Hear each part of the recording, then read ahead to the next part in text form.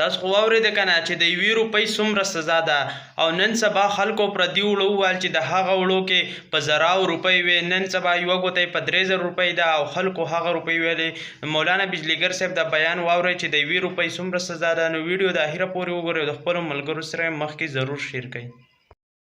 جنت تزا خود دې سړي یوه پیسه در باندې وه ورکه نو بیا ځه دی به منډه کي چې ما سره خو پیسې ډېرې وې نو هغه پیسه به د جهنم په بیخ کې ورته ښکاره شي. تفسیر ابن کثیر لیکلی دي چې دی به ورپسې ورټوپ کي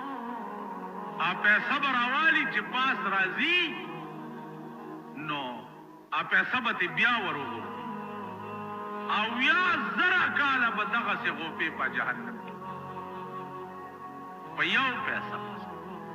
یوه لیشت ځمکه دې چې پردی لاندې کړې وه یوه لیشت ځمکه